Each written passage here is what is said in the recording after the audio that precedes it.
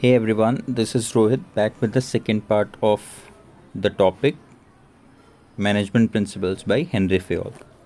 In the last video lecture, we discussed the unity of direction and unity of command. For this video, we'll start off with the principle given by Henry Fayol, which is subordination of individual interest to general interest. The simple meaning of this principle is that for an instance, if there are 50 people working in an industry or business, so there are going to be 50 different goals or interests. Every individual will have different interest for working at that particular point, and similarly the business will have its own interests. For an example, interest for an employee might be increase in salary, but for the business it is profit. So जो एक employ का individual interest है, according to this principal हम उसको priority नहीं देंगे, उतनी importance नहीं देंगे. वो क्या हो जाएगा, सबॉर्डिनेट हो जाएगा. तो प्रायोरिटी किसको दी जाएगी? What is more important? The general interest. Interest for which every one is working is more important than the interest of individuals. This is the simple meaning of this principle. Management is a collective activity. Obvious, we have seen in the features of management in the first chapter.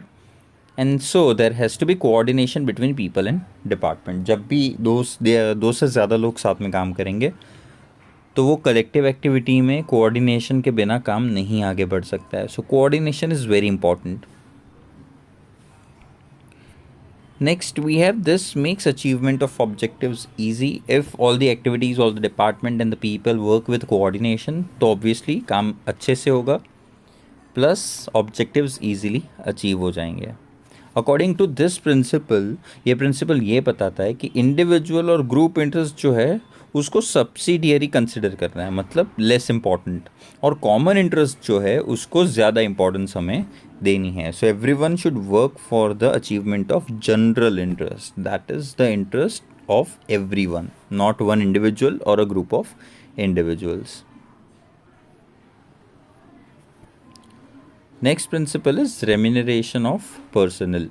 Personal का मतलब होता है people working at a particular place. वो employees हो सकते हैं, workers हो सकते हैं, कोई भी हो सकते हैं, लेकिन उसको नॉर्मली बिजनेस के लैंग्वेज में हम पर्सनल बोलते हैं. रेम्यूनरेशन का मतलब होता है पेमेंट. मैं कहीं पे काम करता हूँ, मैं सर्विस प्रोवाइड करता हूँ, तो उसके अगेंस्ट मुझे जो पैसे मिलते हैं उसको रेम्यूनरेशन बोला जाता है. वेजेस के फॉर्म में हो सकता है, सैलरी के फॉर्म में हो सकता है, प्रॉफिट के फॉर्म की या प्रॉफिट के पार्ट के फॉर्म में हो सकता है, बट वो डेफिनेटली आपने जो काम किया है उसके अगेंस्ट आपको मिलेगा. सो रेम्यूनरेशन का मतलब क्या है? Return against service provided by employees. Employees जो काम करते हैं, सर्विस प्रोवाइड करते हैं, उसके अगेंस्ट उनको जो मिलता है पैसे, वो बोला जाता है remuneration. According to this principle, जो रेम्यूनरेशन मिलता है, जो पेमेंट मिलता है, वो सूटेबल होना चाहिए और प्रॉपर होना चाहिए. मतलब कि एक इस तरीके का पेमेंट स्ट्रक्चर होना चाहिए ऑर्गेनाइजेशन में जिसकी वजह से ओनर और एम्प्लॉय के रिलेशन और स्ट्रॉन्ग बने. फॉर एन इंस्टेंस, अगर पेमेंट इतना रेगुलर नहीं है या इतना अच्छा नहीं है तो एम्प्लॉय और ओनर का रिलेशन ऑब्वियसली अच्छा नहीं होगा. Employees won't like the owner. But at the same point of time, अगर एक कुछ ऐसे एम्प्लॉय है जो अच्छे से वर्क कर रहे हैं, एफिशिएंटली वर्क कर रहे हैं, और उनकी एफिशिएंसी इंप्रूव हो रही है, और वो देख के अगर वेजेस भी इंप्रूव किए जा रहे हैं by the owner, it will create better relations between owner and the employees. So it is very obvious, जितने भी लोग काम करते हैं वो सबकी एफिशिएंसी सेम नहीं होती है. कुछ बहुत अच्छी एफिशिएंसी के साथ काम कर सकते हैं और कुछ लोग इतनी एफिशिएंट काम नहीं कर सकते हैं. So we should not pay equal to all the people. कम एफिशिएंटली काम करने वाले को भी उतनी ही सैलरी और ज़्यादा को भी उतनी पॉसिबल नहीं है, और ऐसा होना भी नहीं चाहिए. So worker with more efficiency should get more wages. जो ज़्यादा एफिशिएंटली काम कर रहा है उसको ज़्यादा वेजेस मिलने चाहिए. इसके लिए कौन सी स्कीम्स अप्लाई की जा सकती है? Schemes like bonus, profit sharing etcetera should be implemented.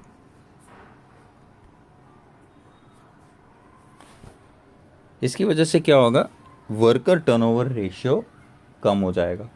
मतलब एक साल में ऑर्गेनाइजेशन को छोड़ के जाने वाले वर्कर्स या एम्प्लॉयज़ के नंबर कम हो जाएंगे। So as you can see in the image, salary जो है वो ग्रेजुअली बढ़नी चाहिए, कम करने की तो बात आनी ही नहीं चाहिए, but it should increase at a gradual rate which will improve the relations of the owners and the workers. Next is centralization. Centralization में दो words का मतलब पता होना ज़रूरी है. First is centralization itself obviously, and second is opposite to it which is decentralization. Centralization का मतलब क्या होता है? तो एक ऑर्गेनाइजेशन का स्ट्रक्चर अगर ऐसा है where powers authority are not delegated, मतलब कि सारे पावर्स एक ही जन के पास है, वो किसी और को डिस्ट्रीब्यूट नहीं किए गए हैं, तो उसको बोला जाएगा सेंट्रलाइजेशन। और जब वही पावर्स हर एक लेवल पे थोड़े कुछ क्राइटेरियाज को ध्यान में रख के डिवाइड करके दिया जाए तो उसको बोला जाता है decentralisation. So when in an organisational structure authority is delegated, it is known as decentralization. When it is not delegated, it is known as centralization. When powers are not delegated, it is centralization, and when it is delegated, it is called decentralization. Usually centralisation large scale unit में इतना successful नहीं है, because आप जितने ज़्यादा लोगों के साथ काम करते हो आप एक एक कंट्रोल नहीं कर पाओगे, तो आपको उनको थोड़ी सी फ्रीडम, अथॉरिटी, रिस्पॉन्सिबिलिटी देनी पड़ेगी, and thereby small scale units में centralisation is suitable, large scale industries में it is not suitable. Thus centralisation and decentralisation is done as per the size of business unit. आपका business unit की size क्या है, small scale है, large scale है, उसके according आप decide कर सकते हो whether to go for centralisation or decentralisation. See the first image that you see is decentralised, peer to peer, सबके पास कुछ ना कुछ पावर्स है। दूसरा जो है वो एक ही जगह से सारे पावर्स हैं, वो डिस्ट्रीब्यूट नहीं किए गए, which is known as a centralised system. ये दो सिस्टम हो सकते हैं। This one is very important, scalar chain. Chain word आया मतलब एक सीक्वेंस की बात चल रही है, वो तो ऑब्वियस समझ में आ रहा है। फोकस इस चीज़ पे होता है, it focuses on creating a chain from top to bottom level management. Levels of management we have already seen in chapter number 1। उसी लेवल्स ऑफ मैनेजमेंट में अगर टॉप टू बॉटम एक चेन क्रिएट करने की, एक सीक्वेंस क्रिएट करने की try की जा रही है, तो उसको बोला जाता है स्केलर चेन। ये चेन किस चीज़ की है? This is a chain of power, मतलब अथॉरिटी। कहाँ से स्टार्ट होती है? टॉप, और कहाँ तक जाती है? लोएस्ट लेवल मैनेजमेंट तक जाती है, जहाँ पे वर्कर्स या एम्प्लॉयज़ काम करते हैं। It is very important to ensure that this chain should not be broken. Authority and responsibility, which is powers and responsibility, should be given as per the level. Top level पे है तो उसके according उसको power और responsibility दी जाएगी, lower level management पे है तो उसके अकॉर्डिंग उसको पावर्स और रिस्पॉन्सिबिलिटीज़ देनी चाहिए। Employee should know who is responsible to whom। काम करने के बाद किसको रिपोर्ट करना है उसकी क्लैरिटी होना बहुत ज़रूरी है। उस एक एम्प्लॉय को उसका सुपीरियर कौन है वो पता होना चाहिए। This creates scalar chain which moves from top to bottom and bottom to top। तो याद रखिए scalar chain has two way movement, top to bottom और फिर bottom to top। जैसे पावर्स ऊपर से नीचे तक जाते हैं वैसे ही आंसरेबिलिटी नीचे से ऊपर तक कंटिन्यू होगी। This is the typical diagram of scalar chain.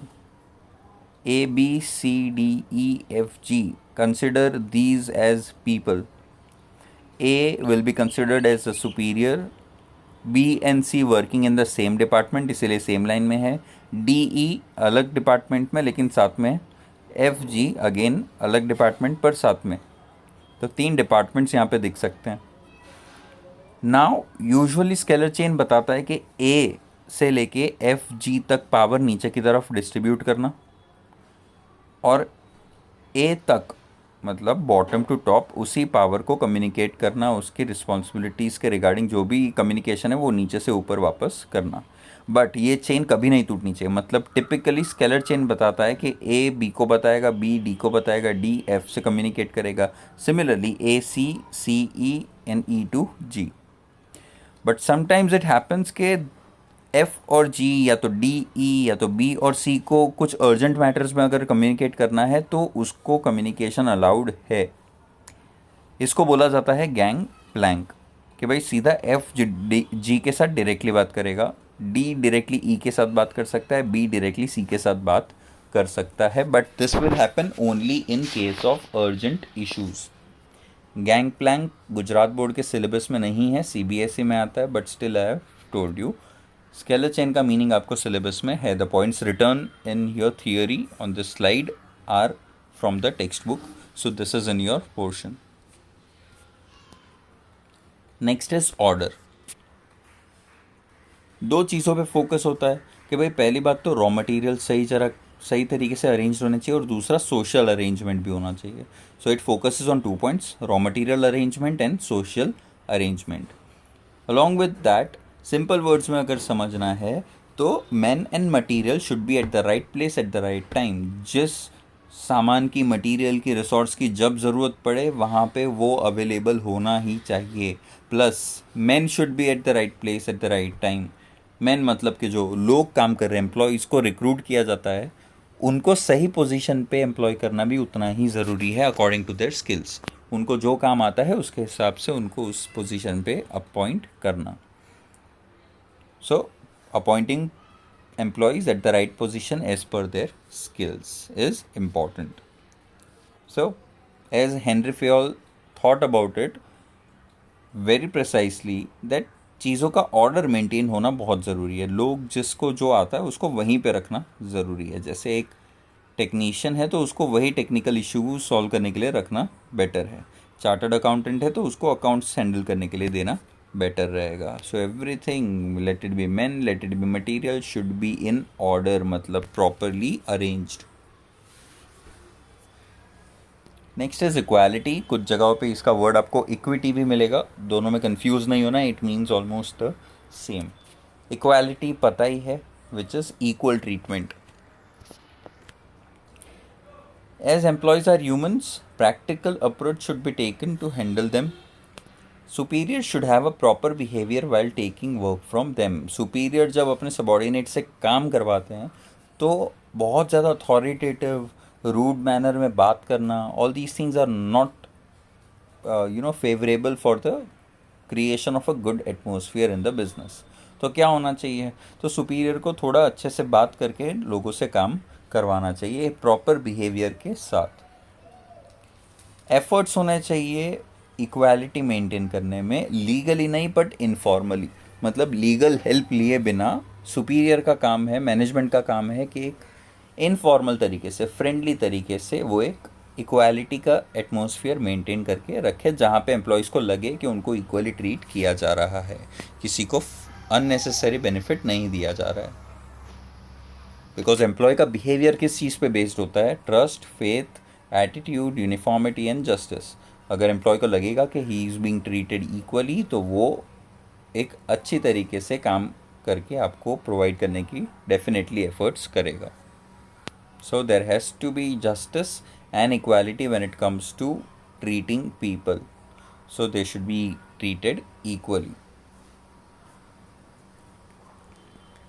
Next principle as per Henry Fayol is stability of personal tenure. Personal I have already told you. Tenure का मतलब होता है टाइम पीरियड, कितने टाइम तक एक इंसान एक ऑफिस होल्ड करता है, मतलब कि बिजनेस में काम कर रहा है। जैसे if I work for an institution for 5 years तो मेरा टेन्योर होता है 5 साल। पर्सनल टेन्योर कैसा होना चाहिए, स्टेबल होना चाहिए, मतलब कि अगर आपकी बिजनेस में से लोग बार बार जॉब छोड़ के जा रहे हैं तो वो आपके लिए अच्छा नहीं है। सो हाउ टू इंश्योर कि लोग आपकी ऑर्गेनाइजेशन छोड़ के ना जाए।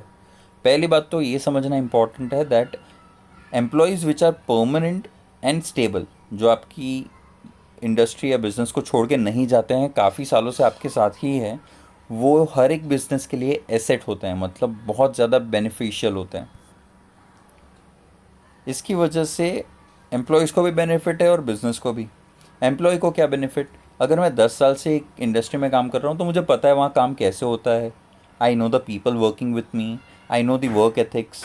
सो मेरे लिए डेवलप करना ईजी हो जाता है. प्लस ऑर्गेनाइजेशन को बेनिफिट क्या, बार बार लोगों को समझाना नहीं है, बिकॉज उनको पता है, फेमिलियर है वो कैसे काम करना है, ऑब्जेक्टिव्स क्या है. तो ऑब्जेक्टिव्स ईजिली अचीव हो जाएंगे. जब employees they stay long in the business, उनकी प्रोडक्टिविटी भी बढ़ेगी, प्लस लेबर टर्नओवर रेट जो है वो कम हो जाएगा. जितने लोग एक साल में जॉब छोड़ के जाते हैं उसके नंबर्स डेफिनेटली कम हो जाएंगे. रेगुलरली प्रमोशन और ट्रेनिंग देना बहुत इम्पॉर्टेंट है. एम्प्लॉय अगर 10 साल से काम कर रहा है, उसका प्रमोशन ही नहीं हुआ है, तो definitely he will be demotivated completely. तो उसका रैंक बढ़ाते रहना, उसकी पोस्ट बढ़ाते रहना, प्रमोट करते रहना, प्लस उसको ट्रेन करना, नई नई चीज़ें सिखाना, उसका डेवलपमेंट होगा तो definitely he will stay in the business for a longer time. So in the image we can see एक बहुत पॉजिटिव एटमोसफियर इमेज से डिराइव किया जा सकता है. Because at the end you can see a board with a chart जिसमें profits increase होते हुए दिख रहे हैं, which is only because employees के एफर्ट्स कंटिन्यूसली होते रहे. So it is very important to have employees regularly and continuously for a long time. On the other hand, second image shows every employee is saying I quit, means वो लोग job छोड़ के जा रहे हैं.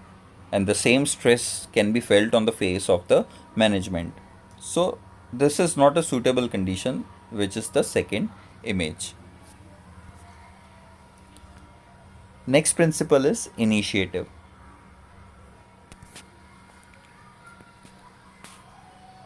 किसी भी बिजनेस में एम्प्लॉयज़ के अंदर एक क्वालिटी ऑफ इनिशिएशन होनी चाहिए. मतलब it should not be like के बॉस ने ऑर्डर दिया है और वो काम हो गया, सुपीरियर ने कमांड दिया है वो काम हो गया. खुद खुद को डेवलप करना start, one should start thinking about कि वो खुद क्या कर सकता है. एक इनिशिएशन देना बहुत ज़रूरी है. Industrialist should provide atmosphere. वो इनिशिएशन तब डेवलप होगा जब बिजनेस में उनको वो एटमोसफियर मिलेगा. जैसे अगर जब मीटिंग हो रही है मैनेजमेंट की, तो उसमें एम्प्लॉयज़ के सजेशन मांगना कि भाई आपको क्या लगता है, how can this problem be solved. वो मानना या ना मानना सेकेंडरी बात है, but at least accepting from the employees is very important. इससे क्या होगा, एम्प्लॉयज़ का लगेगा कि हाँ उनका भी एक इम्पॉर्टेंट रोल है ऑर्गेनाइजेशन में, मैनेजमेंट उनकी सुन रहा है, उनके आइडियाज़ को भी एक्सेप्ट कर रहा है, जिसकी वजह से उनकी खुद की अकेले काम करने की स्ट्रेंथ बढ़ेगी, individual strength will improve and leadership qualities develop होगी. सो आइडियाज़ एक्सेप्ट करना बहुत इम्पॉर्टेंट है. The last principle, 14th principle by Henry Fayol, very important again, which is esprit de corps, जिसका मीनिंग है feeling of oneness. In simple words, harmony. कि भाई लोग जो काम कर रहे हैं वो साथ में काम करें, मिलके काम करें, तो एफर्ट्स एक जगह पे लगेगी तो टारगेट्स अचीव हो जाएंगे. सो रिलेशंस, म्यूचुअल रिलेशंस मैनेजर्स और एम्प्लॉयज़ में बहुत इंपॉर्टेंट होते हैं कि वो अच्छे रहे बिजनेस की सक्सेस के लिए.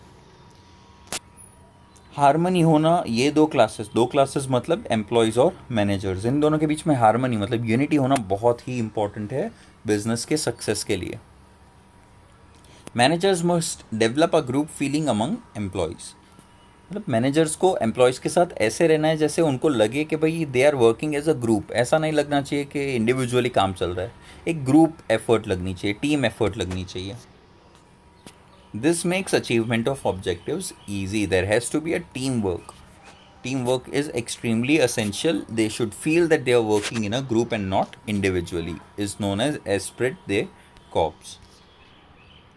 इस चैप्टर का लास्ट टॉपिक है. This is not included in the previous topic which is the principles of management by Henry Fayol. ये इंडिविजुअल अलग टॉपिक है, which is contribution of Peter F Drucker and management. Another expert Peter F Drucker ने management में क्या contribute किया. इसमें 1 mark का एक पॉइंट बहुत इंपॉर्टेंट है जिसके लिए ये टॉपिक पढ़ना असेंशियल है, which is MBO. MBO stands for Management by Objective. Peter F. Drucker, born in 1909 and 1909 to 2005, was a managerial leader also a famous writer, philosopher, and an educator. This is the basic information about Peter F. Drucker, not that important. Year obviously 1 mark के लिए important हो जाता है by default. जैसे जैसे globalisation की वजह से फॉर्मेट्स ऑफ इंडस्ट्रीज चेंज होने लगे तो ज़रूरत पड़ी कि भाई कोई नई मैनेजमेंट मेथड डेवलप की जाए. पीटर एफ ड्रकर ने क्या किया, उन्होंने इम्पोर्टेंस दी ह्यूमन एसेट को बिजनेस में. कि उन्होंने बोला ह्यूमंस बहुत इंपॉर्टेंट है when it comes to business unit. और वही से उन्होंने एमबीओ का कंसेप्ट स्टार्ट किया. इसके साथ साथ he also started principles of self regulations. About management by objective, he says that MBO क्या था, there should be uniformity in aim of employees and managers for achievement of aim. कि मतलब जो management achieve करना चाहता है वही employees भी अचीव करना चाहे, ये यूनिफॉर्मिटी होना बहुत ज़रूरी है, वरना टारगेट अचीव नहीं हो पाएगा. मैनेजमेंट अपना टारगेट लेके चल रहा है, एम्प्लॉयज़ अपने अलग टारगेट लेके चल रहे हैं, तो it is not going to meet at any point. So this is what MBO states, that there has to be uniformity in the aim of employees and the managers for achievement of the objective. And last point again very important, ये contribution की वजह से Peter F. Drucker is also called father of modern management. He is called father of modern management. Reason क्या है, because उन्होंने globalisation के changes के साथ एक नया मेथड दिया मैनेजमेंट का, which is popularly known as MBO, management by objective. So thank you so much, and hereby the chapter number 2, which is principles of management, also comes to an end. Hope you have understood. Thank you so much.